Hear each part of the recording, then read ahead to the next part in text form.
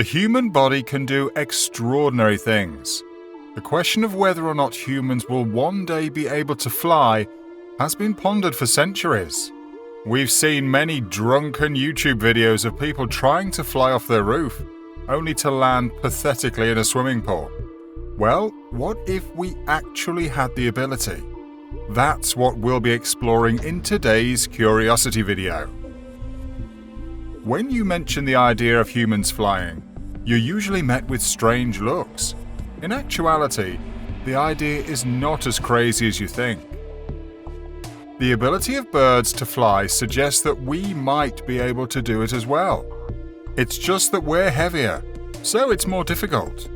Insects often fly with wings that are smaller than their bodies, while large birds such as albatrosses and condors require wings that are far larger than their bodies.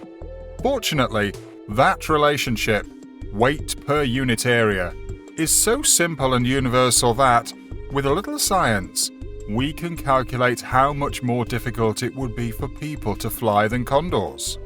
Then, with some ingenious materials and design, we might be able to close the gap. Picture the Greek myth of Icarus, but with more updated technology. Let's assume a condor weighs 33 pounds and a human weighs 132. The wing loading principle, focusing around body area, is based on the heavier is harder principle. All else being equal, it says flying will be twice as difficult, square root of 4. So before we move on to new things, let's take a look at what might actually remain the same. Because condors and humans are both warm-blooded vertebrates, it's safe to assume that human muscles can create around the same amount of average power per weight as condor muscles.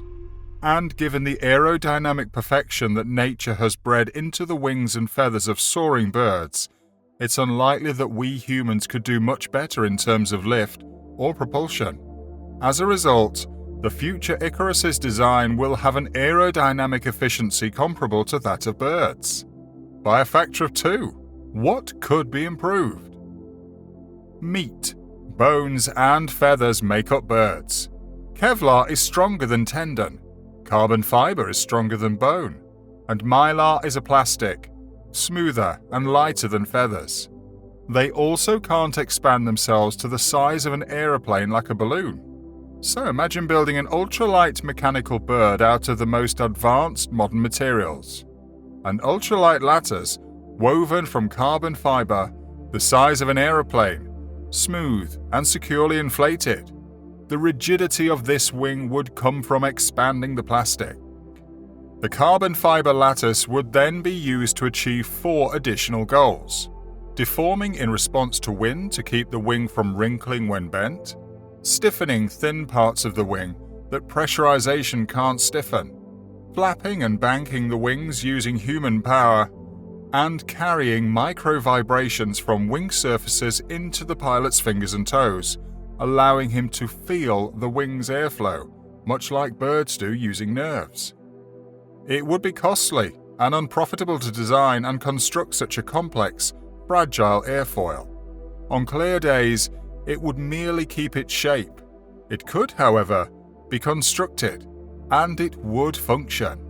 And if that magical structure exists and is properly connected to a powerful individual pulling and pushing, it will soar like a bird, not a plane.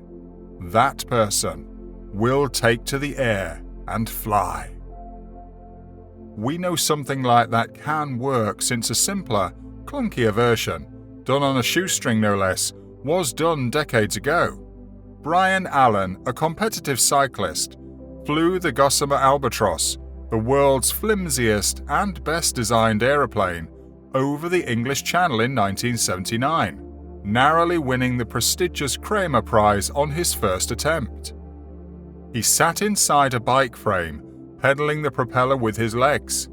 The plane was half the weight of the pilot. Dr. Paul McCready, an aerodynamics genius, and a dozen top engineers designed it.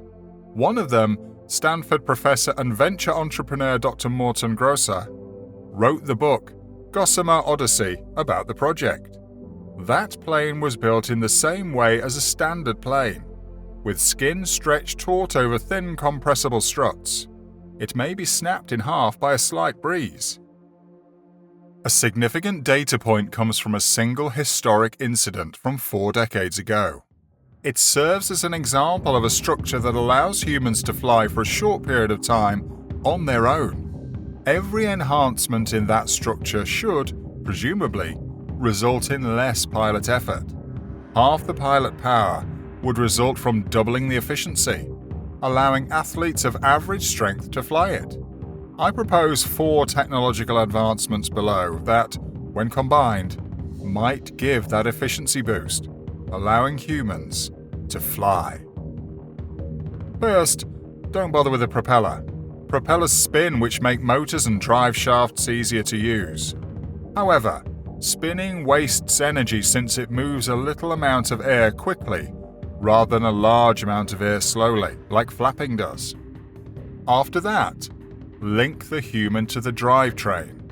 A bicycle's drivetrain, which runs from the foot to the shoe to the pedal to the chain to the wheel, is a fantastic technique to propel spinning wheels. However, it isn't built to extract the most steady and reliable power from a human body, evenly distributed across all muscles. By employing the back and arms, rowing machines improve this, but they still miss out on the basic vertebrate power stroke, spinal twisting. Worse, to grab the oars, the rower must clench his fists the entire time.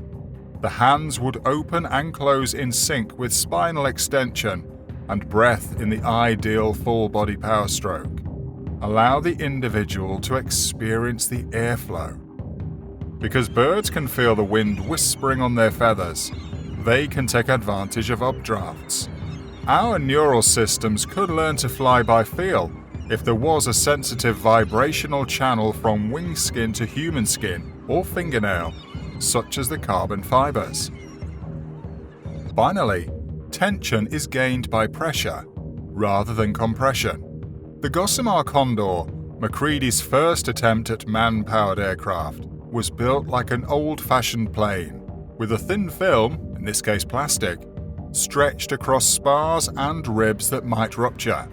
It won him his first Kramer Prize in 1977. The lighter and less breakable the structure is, the more of the film strain can be sustained by pressurized gas rather than compressed shafts. Like I said, the human body is capable of so many cool things.